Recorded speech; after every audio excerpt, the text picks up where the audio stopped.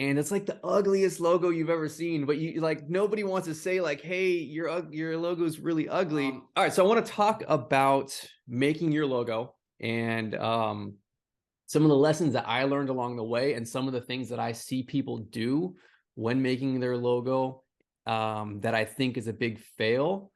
And I don't think anybody has the heart to tell them that it's not good. Here's what I see a lot of times when people are like new to business, or they're kind of mom and pop. Like I'm on some of these like Assisted Living Connect and some of these other Facebook groups and different email things for people who are like starting their own assisted living, and they'll post like, hey, here's my new logo, or it doesn't have to be assisted living, right? It could be like, here's my investment company, here's my smoothie store, and like, what do y'all think about it, right? And like everyone's like, oh, it's cute, it's nice, it's this, it's that, like it's all positive things usually, right, on these comments. And it's like the ugliest logo you've ever seen, but you like nobody wants to say like, hey, your logo is really ugly. So I kind of want to just put some pointers out there, because I went through this kind of evolution, and I really like our platinum logo. I'll share that with you. And you can think, it's not for me, or it is for me. I love it, I don't love it. That's okay. But I think if I can at least give you some of these guidelines as you're going through this, and kind of a structure to how to prevent some of these things. So this was my first business. This was my house flipping company, and the business was called Helpful Home Solution, right? So I went on Fiverr or something, what they had back in the day, and they created this, and it's so like, and there's hands, and it makes an H, and it's kind of the shape of a house. Like it's, I see a lot of stuff like this. Like when people are doing their assisted living logo, it'll be like a house, and it'll be like the name of the company. It's like, okay, well, that's very, in my opinion, like this is the starter logo, right? This is like, hey, my first draft. Like I think I would encourage you to get past something like this and not make a house in the shape of the first letter of your assisted living name, right? Like it's just very not sophisticated. It's not going for who we're going for. And our whole niche is, right, we're creating these memory care mansions, and they're going to be super expensive and elaborate and elegant and beautiful. But so I think your logo should be that. It should say that, because you're trying to attract that ideal customer who has money, and they're looking for a beautiful, sophisticated home. They're not looking for like a $3,500 a month little like 6-bed that you convert the garage kind of thing, right? That's okay for like, that's this kind of logo, right? I think you need to pair these things. And if you have an elegant home, an elegant business, an upscale assisted living, you should have an upscale logo and name and website and all those kind of things. So we'll talk about website, those kind of topics another time, but I wanted to share this here. So there's one of my, this was a group home that I had for mentally disabled. It was called Affordable Hope.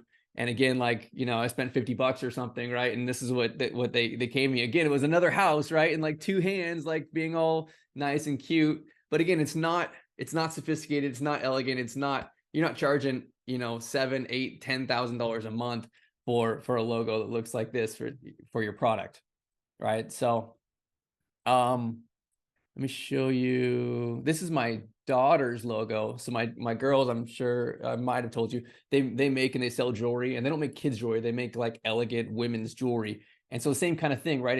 It's just this, it was kind of started with like a sunflower sunburst kind of thing. And then they kind of created this whole, it's just simple. You don't really know what it is, but it's a symbol of like elegance.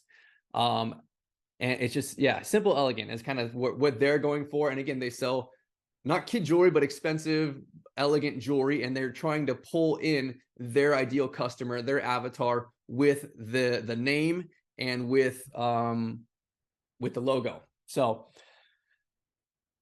there's another example. This is, let me see if I can find my first draft of platinum. I think I screenshotted it. Here it is. So this is my first draft of platinum. And again, it's like this PR with a little swoop, right, for Platinum Resort. And obviously we didn't use this logo, but it was like, okay, the first time I spent, $50 on Fiverr, like created something like this. And again, this is what I would encourage you to like not do, something like this. And I can say it because I've done it many times, and I feel like I've kind of grown up a little bit, or maybe learned more lessons in this. because this is, I don't know what this says, but it's some PR, and it's, I don't know what it looks like. It doesn't look like a luxury product, doesn't look like a high-end product. I'm not trying to draw the attention of a 50 to 70-year-old woman who has money, right? This is not relating to her. So I would keep that in mind, right? We talk a lot in the marketing stuff about identifying your avatar, identifying your ideal customer, right? That the daughter who has money, who is active in the community.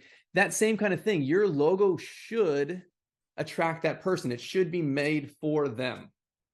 So keep that in mind. So this is our Platinum Resort logo. And again, just like my daughter's logo, it's simple, it's elegant. It's clean. There's no house. There's no grandma. It doesn't say platinum like a PR or anything on it, right? It's like a flower petals, and it's just this very simple, elegant shape.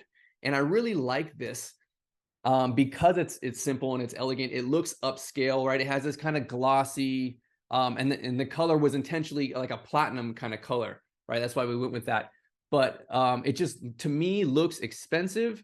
And when we put it here with Platinum Resort, Assisted Living, Memory Care, it looks like you have this really expensive, sophisticated, elegant end-of-life care home, right? My memory care mansion. So I keep those kind of lessons in mind as you go through this. It doesn't have to have a house or a picture of an elderly person or your name in the image.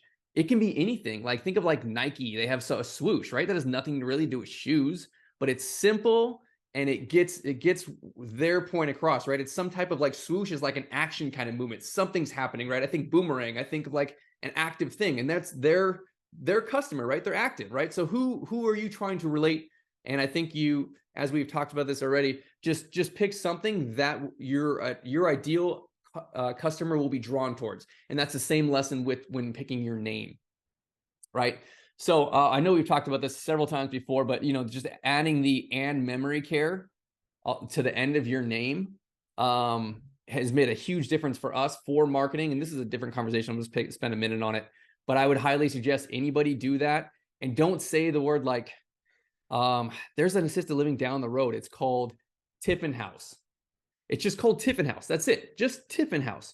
Like, it's a house for what? Like, is it a dog boarding house? Is it they're in assisted living and memory care, but it just says Tiffin House. You search it and Tiffin House comes up. It's like, I really dislike that kind of idea. Like, there's another one. There was one here in Austin called like Lou's House, right? Like, why would you do that? No one knows what it is. And it's just like some little dinky residential assisted living, right? Like, have a name and a logo that is elegant, that says assisted living and memory care if you're going to offer those services. And so people know exactly right off the front, just look at the name and logo. Boom, that's exactly what I'm looking for. And it looks upscale. It looks nice. That's what we can afford. We're not looking for the cheaper places. I don't want that ghetto looking logo. Mom does not have a tight budget. We're going to go tour this one, right? I think that's kind of the logic behind it. So that's our Platinum logo. Let's see. Here's my Palm logo. Same kind of thing. Simple, elegant. It's kind of like a palm leaf, but I took the same colors from Platinum, right? It still has this like, they're this teal. I did this in cursive specifically because, again, it's like, I don't want to have a cheap and inexpensive coaching program. That's not me, right? I'm an expensive kind of person. I want my product to be expensive. I want our coaching to be expensive because I want you to have an expensive product. And the same thing for this logo, right? There's other coaches who have like little ghetto looking logo, and that's not me, because I don't want to charge $2,000 and offer like almost nothing. I want to charge more money and give you a whole, like, here's the whole business, here's everything, right? That same kind of logic is kind of the where I'm coming from on this. Let's see here. So here's Platinum's website, and we're not going to talk about websites today, but that is a great call. But here it is on the logo on it. But we took the teal, right, and we drew it through to the website. We even actually have teal shirts. Our caregiver shirts are the same color, right? We're able to take these colors from the logo and bring it through into the website. So I think it's important as you're picking your logo colors to not go with like some really ugly, like don't have like orange and forest green together, right? Like, if green's fine, but just be considerate of like some of these colors may not be elegant and sophisticated and classy if that's what you're going for and that's what your product is. So your colors are you should match kind of these things together, your logo and such.